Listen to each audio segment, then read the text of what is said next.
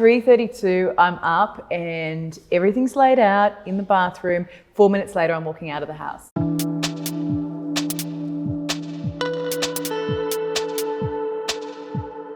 Ali, I imagine the question you are asked the most, because you co-host Breakfast TV 5 days a week. Can I guess what it is here? What time do you get up in the morning? Is that it? That's it, yes. Well, because it's a fair question, right? For everyone else, it's the middle of the night. I set my alarm for 3:32.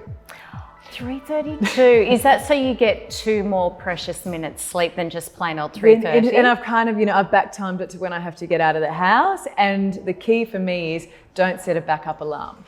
Really? So you no backup. What are you not on air on the Today Show then if that alarm doesn't go off at 3:32? Okay, I haven't slept in yet, but 3:32, I'm up and everything's laid out in the bathroom. 4 minutes later, I'm walking out of the house.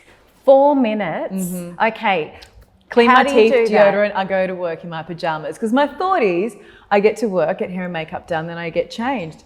Why get changed just to arrive at work and get changed? So it's totally fine arriving at that hour in your PJs. It's a little weirder when you're leaving at 9:30, 9:45, and I've got my PJs and my Ugg boots back on, and it's like, It's hi, bright CEO. light, yes. Hi, morning. Have you ever gotten a flat tire or been pulled over by the police on the way to work and you're in your PJs? I got pulled over during the pandemic because obviously at that point we weren't allowed to be travelling. I've got my letter as an essential worker, so it was fine. But, the hair is, typically I don't touch my hair from the day before. I'll pull it up into a ponytail when I leave, but I don't even brush my hair in the morning. It's disgusting. So that's, well, 4 minutes. To you. You don't have time for luxuries like that.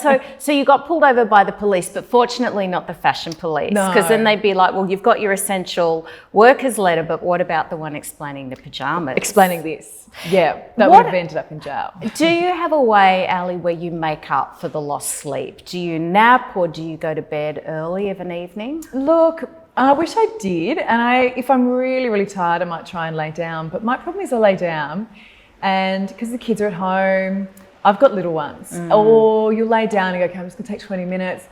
There's like 4 loads of washing that need to be done. And I've actually just found it's better to get up and get it done. Yeah. So I don't sleep during the day. And then I try to be in bed by 8:30 at night. And I catch up on sleep on the weekends. So Saturday morning is my morning where the kids jump into bed with us at about 5 o'clock, but then Mike will get them out of bed about 7 and I might get another hour and I'll sleep solidly between 7 and 8 and then I'm kind of okay.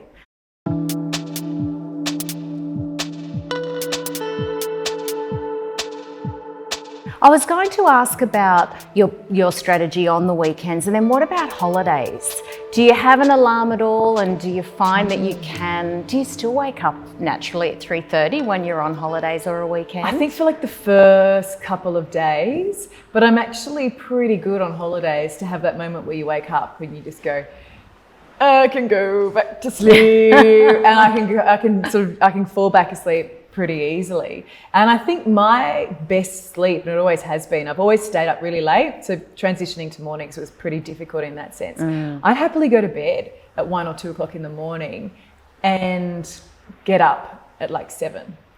And that's sort of 5, 6 in the morning, that is my best sleep. Wow.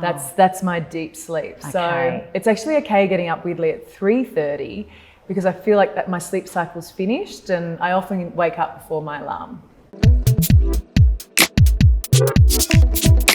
Do you have a single don't piece of advice for someone that has to get up early in the morning? I don't watch television in bed.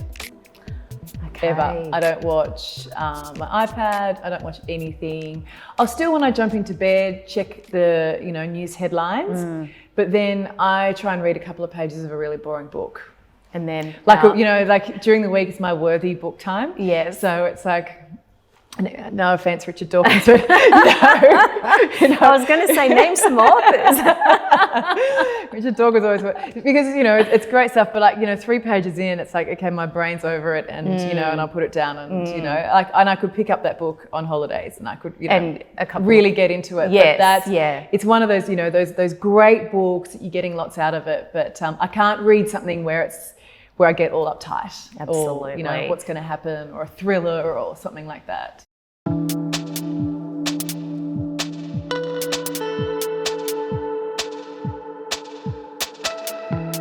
And finally, and this might be a question close to my own heart, but coffee. What role, if any, does that play in your life? I think I love coffee more than I'll say dog, but you know where I was going with that. Did, yeah. And I totally relate. But I stopped myself in time. So if I've had a really bad night's sleep or the kids have been up, when I arrive, I might get one at 4:30. But typically, as soon as I arrive on set at 5:30, and I have another one at 6:30, and then I try and stop. Then I do like lemon and ginger for the rest of the show. Oh, well, that's very good. But if I'm tired, like I could reach 9 o'clock and I've had 4 coffees. Gosh, yes. And then you definitely don't sleep when you go home. I can see why it's such a great love. Thank you so much for your time. That is really good advice to help everyone sleep a bit better. Always good to talk. Thanks, Sally.